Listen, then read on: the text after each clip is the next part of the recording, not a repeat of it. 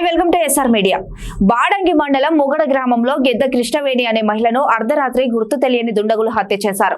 మృతురాలి మెడలో ఉన్న 10 తులాల బంగారం, 3 లక్షల డబ్బు తీసుకొని వంట గ్యాస్ లీక్ చేసి బయట తాళం వేసి పరారయ్యారు. మధ్యాహ్నం 12 గంటల సమయంలో గ్యాస్ వాసన రావడంతో స్థానికులు కిటికీల నుంచి చూడగా విఘాత జీవిగా పడి ఉన్న కృష్ణవేణిని చూసి తాళం పగలగొట్టారు. ఈ విషయాన్ని ఉద్యోగరీత్యా వైజాగ్ లో ఉంటున్న 2 కొడుకులు కోడళ్లకు గ్రామస్తులు సమాచారం ఇవ్వడంతో హుటాహుటిన వారంతా ఘటనా స్థలానికి చేరుకున్నారు. ఒంటరిగా ఉంటున్న తమ అమ్మను బంగారం కోసం, డబ్బుల కోసం తెలిసిన వాళ్లే హత్య చేశారని కొడుకులు ఆరోపిస్తున్నారు. పోలీసులు కేసు నమోదు చేసి క్లూస్ టీంతో వచ్చి హత్య జరిగిన ఇంట్లో వేలిముద్రలను సేకరించి దర్యాప్తు చేస్తున్నారు.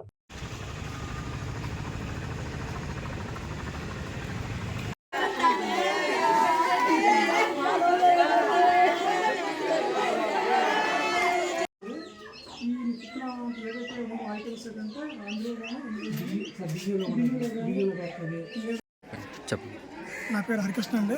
నేను వాళ్ళ పెద్ద అబ్బాయినండి.